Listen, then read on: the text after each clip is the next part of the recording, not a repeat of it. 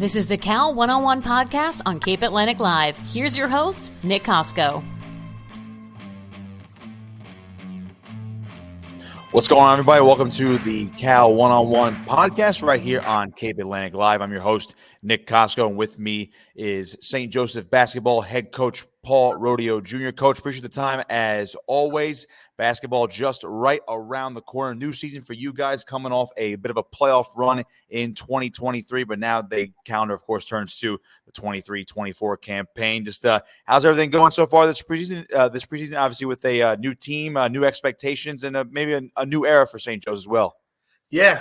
First of all, I appreciate you having me for sure. You do a really good job. You should be very proud. I really like what you guys are doing. But honestly, yeah, we're excited. We have a whole new chapter of what's going on. We've been pretty successful, I would say almost a decade now, which is crazy. And, doing things a little different this year, a little bit of a culture shock and culture change of what we're trying to do. And I'm excited because I don't know what to exactly expect. Usually you go into a season and you're like, all right, you have some type of expectations. I think we're young, but we're hungry, and the chemistry's there. So I'm excited. We'll get into the young and hungry in just a bit. So you mentioned the transition, the culture shock, and I know the school was obviously, closed and reopened just within the last couple of years. So I got to imagine, I know it might not be a huge thing now with the basketball program, but I have to imagine that might have affected things of how you ran the program or how you were going to maybe have one of those 5-year plans for the program. And how has that been in terms of an adjustment over the past couple of seasons? So honestly, when the school initially closed, it was very difficult at first. I love that my team I had that year because I can't believe it to this day. I was telling my current team that they stuck together and stayed with it and carried that foundation and tradition. But now I think after, you survive it and then you're good for a year or two, and then eventually that effect does hurt you with numbers, with bodies. But the positive is the school got taken over, from new administration, have a new plan. And, honestly, the numbers are starting to double in our school. So the bodies are starting to come, through that door. And I just think that, honestly, everything is starting to come up, in an easier trend for us. But yeah, sometimes you got to take a couple steps back to get to where it has to be for the future in the long run. Some of those lumps could have been last year as well. A tough end of the season in the non-public B South Jersey playoffs, losing in the semifinals, 15-13 overall last season. Overall, obviously, a good campaign for you guys, but not the way everyone wants to end, with a loss, of course. But you mentioned the transition to now more of a younger and maybe a hungrier team here in 23-24. How would you elaborate on that statement? So, and I'm not saying like last year or the year before, like we were that bad or the kids were that bad, but like sometimes you take a step back and you have I have like 4 to 6 younger guys that are only sophomores, and they're just doing the things that they're hanging on every word you say. They're getting it done in a classroom, and they're so young and talented. And sometimes when you have a couple bunch of older guys that want to do things a certain way, and they might be a little bit more talented, we don't want to hold down the guys that have bought into the school's morals and principles. So we decided to just go a little younger and go guys that are putting the classroom and stuff first. And I'm not saying we never really did that, but I'm taking a real hard stance because I'm not that old of a coach, but I have an old school mentality. And to be honest with you, I'm not, I'm probably not in favor of this. This won't help my future recruiting, but I'm not into, this whole AAU style where you just do what we want and not hold people accountable. And, I'm trying to get these kids ready for not just the future for their schools, but for life. So, we all want to win basketball games, but we want to surround ourselves with that kind of culture. And, I think that the cream will rise to the top, and these guys will buy in and surprise some people. you mentioned how you want to reestablish your culture, change the culture a little bit, maybe from the past couple of years. And you just mentioned, going on a decade of your coaching experience. Do you find that you've had to kind of redo your culture or just reinforce it a little bit, depending upon what kind of crop of kids you've had year to year? Yeah, I think the way the school was, and after COVID and stuff, everyone's mentality before was kind of just everyone just hold on tight. We got to get through this. So it was tough to that was a good word you use, reinforce. Because right before that, we were going things in the way we wanted. We had talented guys like Marcellus Ross playing college ball, and Marcus Pierce and Dan Skillings is now starting for Cincinnati. I mean, we had some good group of guys that got it, and we got to get that back. And reinforcement is I love that word that you use. I think that's what the mentality is. And like I said, not everyone loves change, and no one said it was going to be easy. But like I said, my job is to get these guys ready for the real world. And sometimes people are going to buy in, some people aren't. No one wants to win more than me. So my plan has not changed to attack the season the same exact way I've always did. Head coach Paul Rodio Jr. with me right here on Cal 101, presented by Omer's Appliance Service on Cape Atlantic Live. Coach, you talk about now this young team. Let's get into the actual basketball a little bit here for 23-24. So far, what you've seen through the offseason work, again, you've had to make some changes with your roster, maybe what's going to happen down the line as well. We mentioned that 5-year plan or even just a 2-year plan for some of these guys. You mentioned a lot of sophomores are probably going to play some good minutes this year as well. What was that offseason preparation, obviously, with the preseason so far? What have you seen from your team? What do you like? What can be improved on before the opener on December 14th? So, I always thought that, sometimes you got to learn. I threw them right to, into the wolves and the fire this whole probably summer and fall. Playing in different showcases and tip-off tournaments in Philly and Delaware and wherever the tournaments were. And they played some really, really tough teams. And we got beat up quite a few bit of times. But I noticed towards the end of the fall going into just our season that the kids were starting to gel a little bit. I noticed how hard they've been working out in these training sessions and be working out a couple days a week. And, they're holding each other accountable to get to these, workouts and all this stuff. So I was kind of getting excited. And like I said, it's not the most talented bunch I ever coached, but sometimes when you have talent that doesn't want to learn, you can't grow. So if you have kids that, want to really learn, I think just from how they prepared in this whole off season and not pointing fingers and taking their punches, I think they are ready to go as we're right into the season. Because these players don't have maybe as much experience as some of the guys you've had in the past. You mentioned the gelling process took a little bit over the course of the offseason and some of these showcase tournaments. Do you think the way they play is going to be, I don't want to say detrimental, but is it going to take some time, I should say, when you look at from, let's say, the opener on December 14th compared to what you see maybe mid to late January? Yeah. I think they've been together and they took a lot of lumps in the fall. So I think my positive way of thinking is I think they'll be ready to go early on. I don't know how much that's going to click because, as I say, and you know how it is, once you're in the off season or even if you're maybe looking good in the gym one day, how are they going to respond when the lights are on? We open up with EHT, which is no easy task, and they're Cal champs, South Jersey champs, almost won the states, and regardless, they have a tremendous program, and you're going to get thrown right into it. And I'd be honest with you, my biggest concern, not concern, but worry is how are they going to respond in that environment? How are they going to respond when we play Atlantic City the next game? Or it's different because you're going from guys that played maybe a couple minutes here and there for me to now, you're getting your turn to do this thing. And, I'm pretty confident in them. I just don't know how quick it's really going to show. Hopefully they get it quicker, than further down the road. How do you, I don't know if you can coach this. And I know some guys say they can coach this or it's something that can't be taught and it just has to be developed over time.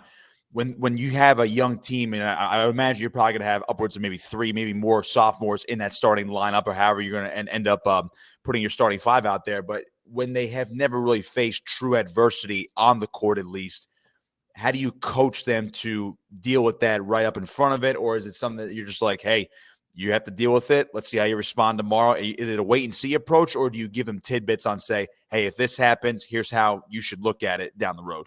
Yeah, you try to get them as much prepared as possible on that. I try to throw, from learning from Bob Hurley, I try to do something adverse at least once a week to throw their way, something to make it tougher, no matter what it is. It could be basketball or not basketball related, and you see how they respond. And we did something last week, and before I started going nuts and saying anything, I watched how they responded to one another, and I was waiting for the immaturity of pointing fingers, and they really just were all kind of taking ownership. So I'm hoping, I'm like, man, if these guys could just really stay together in that, and I think once they get punched in the mouth, that they've been kind of doing that all fall, I think it will be okay. I'm used to having a little bit more depth in a varsity lineup, so I think that's going to be a little bit of a tricky thing also, because the way the season is and the game every other night, it's going to be hard. Right. Yeah. Have you had to actually focus maybe more on conditioning? I mean, again, everyone's focused on conditioning more than they really have to, just because you have to be prepared. But have you found yourself this preseason saying, we're doing too much conditioning and not actual basketball skills? Have you found yourself in that spot at any point this year? Yeah, I actually started after this last week. I was like, man, I kind of pulled it off a little bit, because you could just tell from the grind of it. And, and what people don't realize is it's long days for everybody. These kids are in school all day from 7 in the morning. They go through the mental grind of it. So it's sometimes you try to, even the mental aspect, when I'm all over them, I'm throwing a lot of things at them at once. So some days I'm like, you know what? We're just going to keep it simple and peel off it, just so they could, not think as much or get them, so amped up for it. But yeah, it's definitely, I've learned the last couple of years, you got to know when to stop and, push them hard. Absolutely. So speaking of some of those young guys, are there any that have really stuck out to you so far, especially guys that maybe you thought, well, this guy might, peak when he's a junior or even a senior? Some of these young guys have really stolen your attention so far this offseason that actually should be guys that you should watch out for this season? Yeah, I mean, like Will Sprouse played for me as a freshman last year, probably started half the games. He's a really special player. He already had some college visits as only a sophomore. But he is one of the smartest kids I ever coached. And, he is leading the pack pretty tough. I'm excited for a couple other guys, Paris Kinsey, who's a sophomore, and Edwin Drummond's another sophomore. All guys that, are going to be forced to get thrown in there, and they're really hungry cats, and they're ready to go. So, and I think if you mix some of them with some of the older guys I do have back, like a Jason Umasella, who could really become a big leadership role, and Aiden Hobson for us, that you mix that and you could have something special there. So I'm just hoping that, like I said, they could stay together. We could, make things happen, because it could be a special group and surprise a lot of people. Seems like there's a good mesh already, especially with the chemistry developed throughout the course of the preseason. And I like your phrase, hungry cats, and not to get too pun overload here, but obviously you guys are the Wildcats, so you might as well start making that a hashtag or something. So I do like that. You mentioned how you guys did have a playoff team last year, and I know I'm kind of circling back a little bit here with this new team, which it is kind of new just because you have more young guys here. What is the biggest difference between last year's team that made that run to the semifinals in South Jersey compared to this team that maybe is a little bit under the radar, but could, as you just said, surprise people down the road?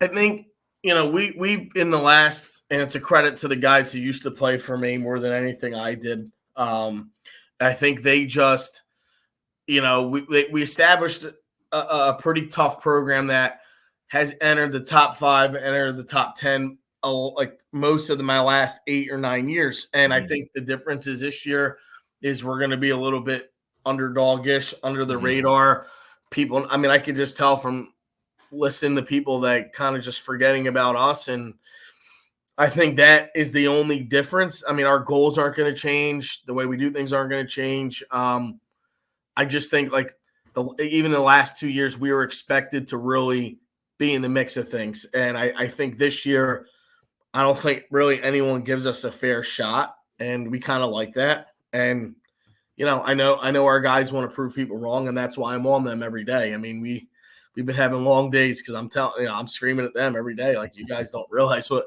we got to protect the traditions of what we created the last couple of years. That's what I've been trying to express to them. When you express that type of stuff to them, do you I'll use the word reinforce again. Do you reinforce to them the depth of the Cal? And the Cape Atlantic League has been, I guess, like just steadily improving over the past couple of years, especially as of late. I would say within the last 5 years, it's only gotten better. One of the better basketball conferences throughout the entire state, especially, of course, in South Jersey. Do you use a lot of the old school rivals and the teams in the area as these big measuring stick games? I know you mentioned all the showcases in the offseason, but do you truly use the schools around you as, you know what, if we could play up to this standard, we're going to be back to our standard, and so on and so forth? Absolutely. So, like, I credit, obviously my dad's teams every year is, that's just been every year you got to worry about them. But, like, what Coach Bell has done at EHT and Mainland, they were under the radar a couple years ago, and credit to those guys. They just won a state title in football and doing the things the right way. But I can remember when I first started, there was only a few good Cal teams and the rest were just okay. And I'm telling them, I'm like, guys, every night, you go top to bottom, like, you could lose. I mean, that Cal tournament again is going to be nuts this year because anyone could beat anyone. We played Ocean City last year 4 times, and I think went to overtime 2 out of those 4 games. So, like, and one of them was triple overtime. So, I mean, they know it, and that's what I'm trying to express to them. Like, guys, sometimes it's not going to matter about. That's why I'm excited for the season, because I witnessed firsthand having talented guys even last year. I believed on paper we were 20 times better than some of them teams, and I was in shock by either the team beating us or us going down to the wire, and just from grit and toughness. So I think that is the whole Cal right now. I mean, anywhere you look at it, I mean, it's not. I mean, especially we're in that tough division. Every night we're going to have an issue. So, I think they're ready for that. I hope. Head coach Paul Rodio Jr. with me right here on Cal 1-on-1, presented by Omer's Appliance Service. Coach, I'll leave you here with this one. The opener against EHT is coming up, and as we speak right now, 10 days from now, going to be a tough game, as you mentioned. Just the message that you have for your team, for the fan base, for the school, for even the alumni base, the message about this year's basketball team and what we can expect to see all winter long. The message I've been preaching, and just to my team, and I'll share, is just culture over talent. Sometimes the old traditional culture way is going to beat the flashy, look at me kind of way, and I'll take that anytime. And look, it's not going to be marking wins every night. But I could tell you what I thought personally. It's not. This is just me watching it in the last, I would say, year and a half, mostly, that I would get a sense that people would sometimes be a little bit like not thrilled at how we played, or a little bit selfish at times. I believe, regardless of the wins and losses this year, that like an old alumni person or someone watching us, I think they're going to be able to be proud. X and O's aside, I think they'll be proud of how the kids conduct themselves, dive on the floor, get every loose ball. My big thing is culture. I hopefully I could get on with you, and hopefully we do something special, and this, it starts with this, and the rest is in God's hands, and we're going to let our faith do the talking and just play hard. We'll see how these Hungry Cats do this winter. Coach, appreciate the time as always. Good luck this season. Again, big opener against EHT on the road, December 14th to open up the season for St. Joe's basketball here in 23-24. Looking forward to talking to you again down the line, Coach. Good luck this season. Hope that we see a lot of hustle and bustle from you guys this year. Thank you so much. Appreciate you. Head coach Paul Rodio Jr. of St. Joe's basketball right here on Cal 1-on-1.